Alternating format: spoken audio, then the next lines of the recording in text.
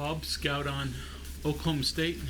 They lost a really good player, but so they got a lot back. So And they got about everybody back. They're good. They're really good. Likely hurt us a couple years ago. Actually, just took over the game.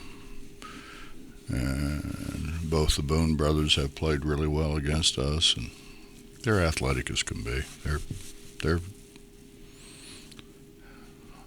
a really good team. Mike's done a great job with them.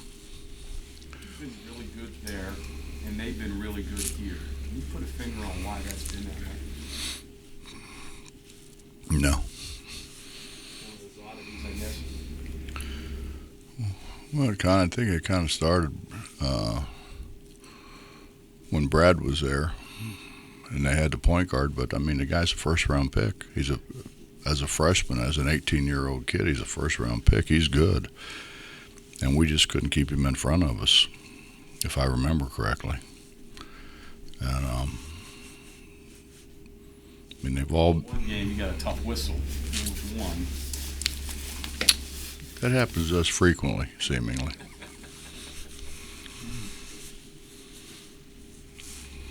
does it help with guys like Lane Anderson being back that you can go and pull up tape and have direct reference? No, I just assumed he had bad players that I didn't know anything about.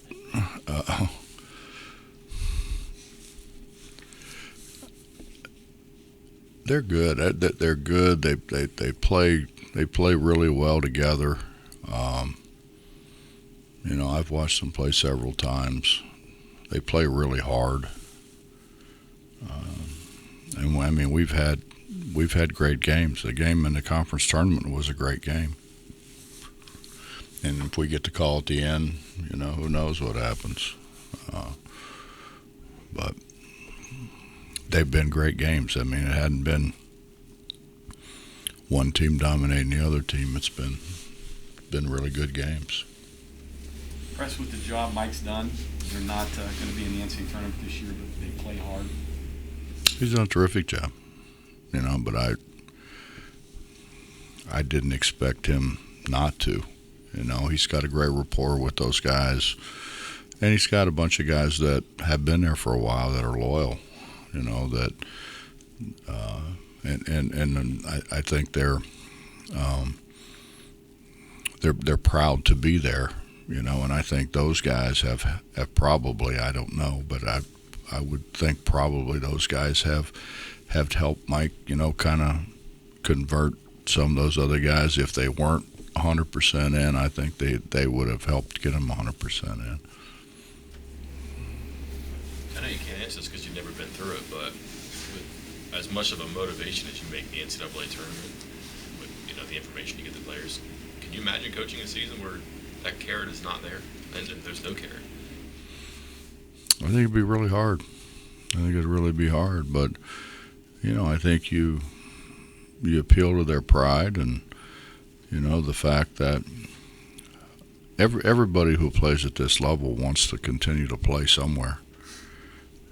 So you have to have a resume to be able to go play somewhere. And think about virtually all of our guys have gone somewhere. Logan Rout started out at a smaller division, and he's over in Turkey now. He's progressed through there. I think you see guys that are playing. They're happy they're still being able to play, and they're making money. So why wouldn't you try to emulate that?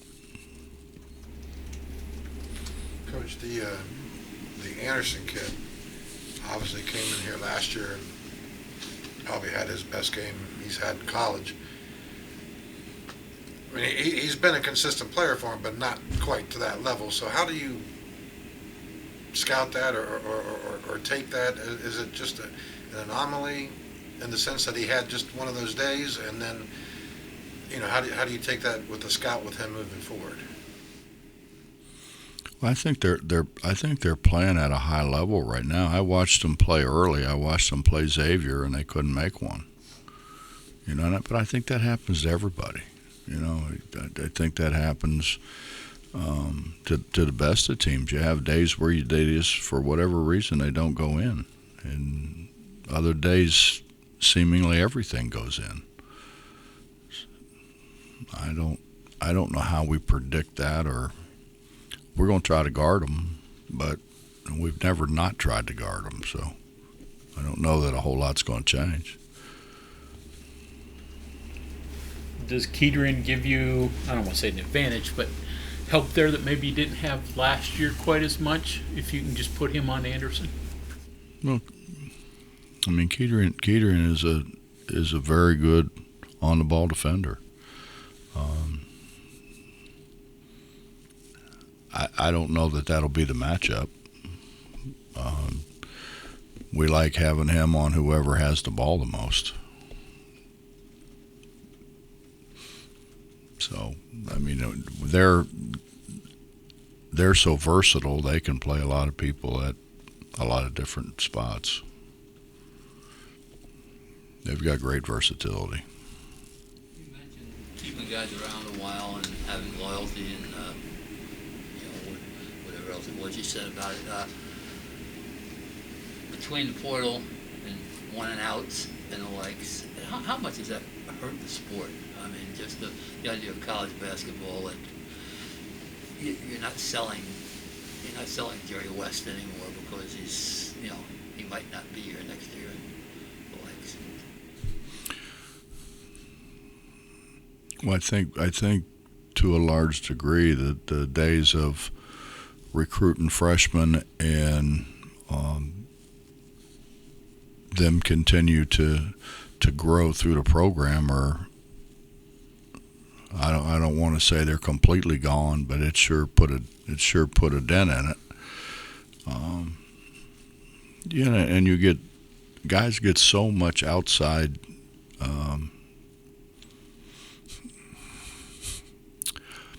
I feel like I should say help, but I want to say interference. But it's true when you got people in your ear constantly about, they're not using you the right way, or you need to go to this place because of style of play, or NIL, or there's a myriad of reasons why they can come up with that they should go in a portal and really choose the place that they want to go. But I mean, Bob, it's not like we used to recruit guys and you get them and you thought you had them for a career, and you continue to work with them and they get. I mean, look at the guys that have come through here and how much better they've gotten. Look at Logan Rout. Logan Rout's doing terrific now as a professional player, and I mean, just guys that worked hard, listened, tried to do the right thing. Those days are gone. It's I think it'd be like the NBA playing without any veterans. Just let guys come in and play for a couple years or whatever it is, 2 years, 3 years, and then let them do whatever they want to do. Which I guess kind of they'd have that already to a degree, but it's hard. I mean, it's a totally different ball game. And it's probably harder for guys like me that you did everything you could do to try to help guys, and then have them say, hey, I'm in a portal. They don't even tell you they're going in the portal. They don't tell you why. They just get in the portal. There's been that too. Yeah. You mentioned something interesting after the game Saturday about the will to win. Don't I generally? This is more so than others. It's about that. Is that the hardest thing for you to evaluate? And I think of guys like Reek Phillip, who was a competitor. You had a lot of those. How do you seem to come up with it? we try to recruit to that. I mean, we went in and I told you, I asked Tariq's junior college coach. I said, how well does he handle the ball? He said, Coach, I wouldn't call him a ball handler. So how well does he pass it? And he said, I wouldn't call him a passer. I said, well, can he shoot it? He said, no, he's not a shooter. I'm like, what does he do? He said, Coach, he wins. He said, we go in a gym in there and you can pick out any four you want and put the worst guys in the gym on his team and he'll still win. You get a lot of those guys. I try to. I mean, when you sit down and you watch and evaluate, and you see a good player who maybe runs away from the ball at winning time, does that turn you off? Things like that? Do you notice things like that? Mm-hmm. And you specifically look for those qualities when you evaluate guys like that? You look for guys who want to win. You look for guys who want to compete. I think competing is that's what we all look for. Devin Williams was here this weekend, and did you ever see anybody who wanted to get a rebound more than Devin Williams? I mean, why wouldn't you recruit that guy? And we recruited Dev hard. I think it's not about how guys look; it's about how they play. And I think sometimes you get carried away. You go in and you watch some guy in warm-up line and he's dunking every which way there is to dunk, and you say, God, what a great prospect, and then at the end of the day, he's really not. Is it important for you to see guys get on the floor? What, dive on the floor? Yeah. Nah, I can teach that.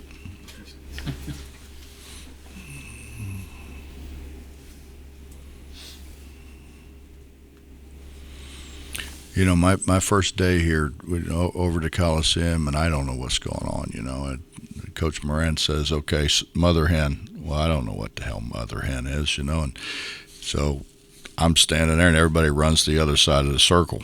That's when we still had circles. They ran to the other side of the circle, and I'm standing there, and I look over, and this guy looks at me and smiles. He got about half his teeth, and I looked at him. He said, we're going to have fun. I said, oh, yeah, we'll have some fun. And it was just him and I just beating the hell out of each other while everybody else is over there trying to stay out of our way. And it's funny when I came back here and we had some kind of little deal over at Kegler's, and he walked up and he said, you remember me? And I said, oh, yeah. I said, you got teeth now.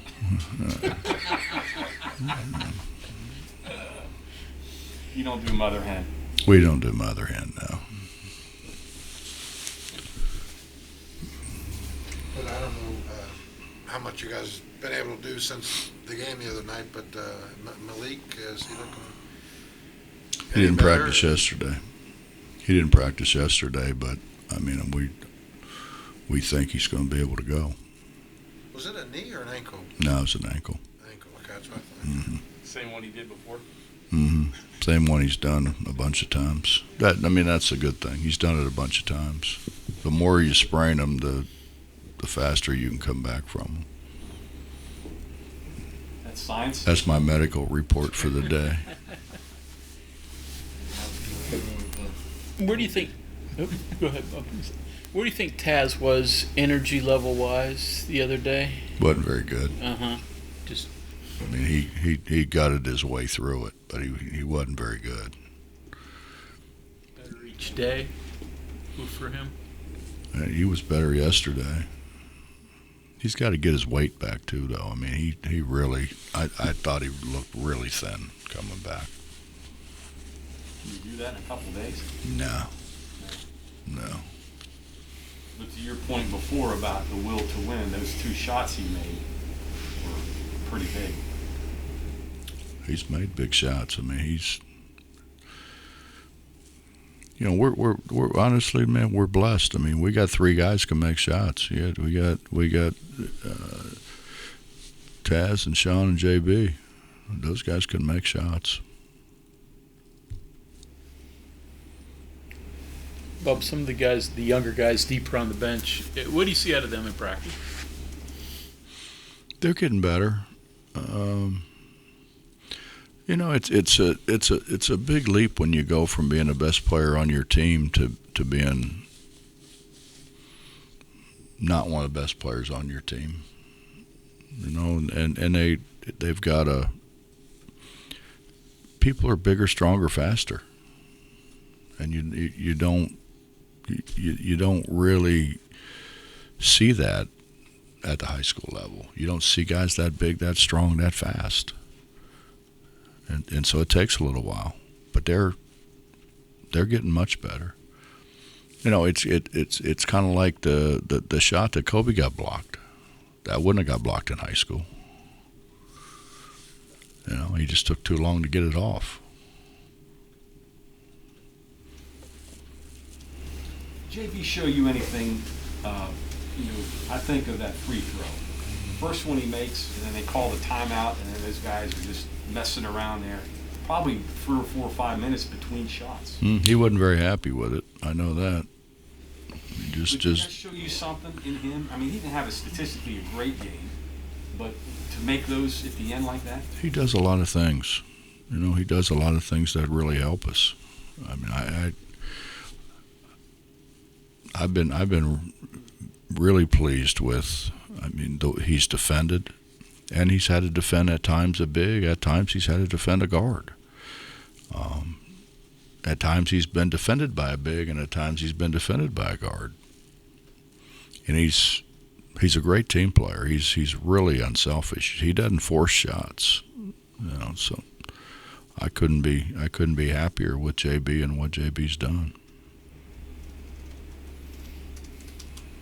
You're facing quite a gauntlet this next 2 weeks of games. How do you approach that? I know you. I mean, the old one at a time routine and all that, but it accumulates out. When you're playing top teams, top 10 teams, 15 teams. It does. This league's hard. I mean, it's really hard, and for what anybody wants to think or say, it's harder on us than it is anybody else, because it is the travel. The travel is brutal. I mean, it's we're going to play a 9:00 game. I mean, and now obviously it's probably going to affect Oklahoma State on their way home more than it affect us being home. But that happens to us virtually every away game. It's not once in a while. It's every away game. I mean, we've left to come home from Texas Tech at maybe 2 or 3 in the morning sometimes our time.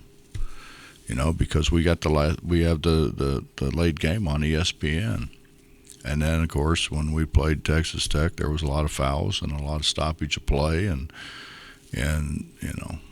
you go in and you get dressed and you got to go to the airport and you fool around out there for a while till they load all the bags and make sure that they got the weight right and all those other kind of things. And by the time you get home, it's 3 or 4 o'clock in the morning. And then they're supposed to get up and go to their 8 o'clock class. It's not easy. And it's harder on us. And I mean, that's a fact. That's not making an excuse. It's hard. It's really hard. And they don't seem to care whether we play a 9 o'clock game or not. This the travel in this league. It's not the Big Ten. It's not jump on a bus, Michigan jump on a bus and go to Michigan State, or Ohio State get on a bus, go to Indiana. It's not that, man. You're really not going to like that Tuesday night game in Provo in a couple of years, then. I may be sick. Have they told you when you're going to make up the TCU game? No. Might be 9 o'clock sometime Tuesday. 9 or 10. Yeah. Do you guys have much say in the rescheduling of that game? I didn't No. think so. No. Apart from it being difficult, what do you think of the conference so far? It's like a lot of really good defenses. I don't think we have the. No, I guess we do. You know, for a lot of years it was Kansas, you know, and then everybody else. Well, it might be Baylor and everybody else now, but I don't know. I mean, we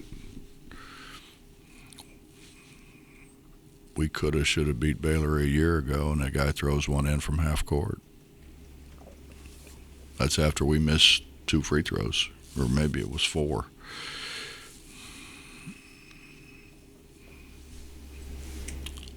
I mean, I think, you know, anybody can be beat, but I think Baylor has kind of set themselves apart like Kansas did before. You win 8 games in this league. That's probably a pretty strong NCAA tournament resume right there, considering how strong the league is and what they've done outside, wouldn't you say? Mm-hmm. Well, but that's going to happen because of the net. I mean, you win 8 games in this league, you're going to raise up pretty good in the net. You know, obviously you want to finish higher because they're not going to seed somebody who won 8 games over somebody who won 11 games. Even though maybe the 8-win team in our league played a much better non-conference schedule than the team that won 11 because of the net.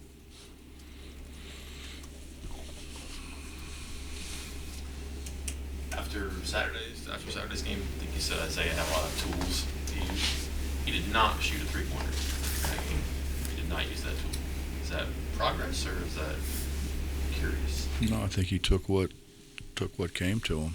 He didn't force things. I think early on he forced things, just didn't know.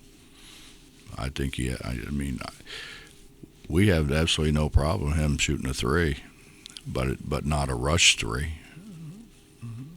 You know, if they're not going to guard him out there, he can make it. He ought to step out there and make it.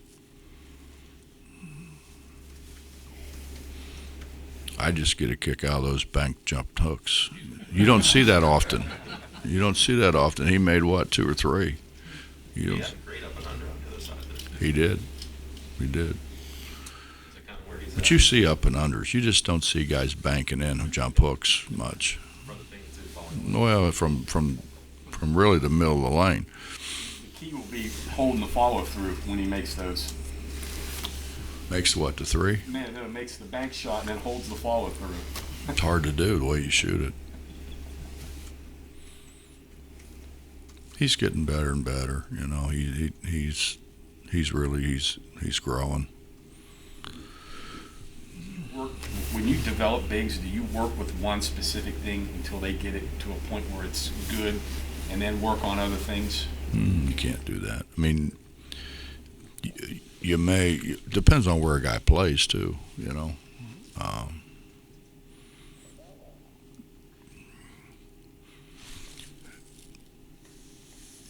I think everybody who ends up down there needs to have a jump hook, but other than that, I mean, I played a whole year with 2 guys who were 6'5" in the post, but they were studs. You know, Maxwell and Hicks were, but we didn't have a sub. So you kind of really try to taper down what they do, because you can't, if they get in foul trouble, you're done. Do they still do the mic and drill today before practice? You guys still do that? Not much. Mm-mm. Is that lost? Everybody's more shooting jump hooks than they are than they're shooting hook shots. Jump hooks, you can keep your body between your man and the ball better. Anything else? Coach, Sean didn't have probably his best shooting performance against UAB. Since then, I mean, he's been just pretty much red hot from three-point land. Is it something he's doing different here in the last couple weeks, or just matter of fact the ball going in, or what have you seen from him the last couple games? Sean had maybe the hardest shot made all year against UAB when we really needed it.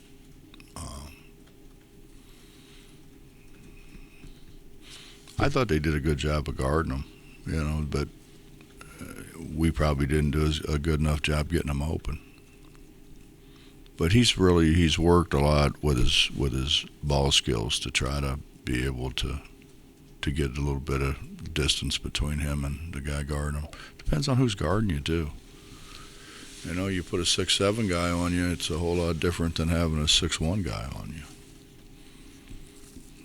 I don't necessarily think he had a bad day shooting. He probably had a bad day because of the length of the guy guarding him. Changes your release point to a large degree.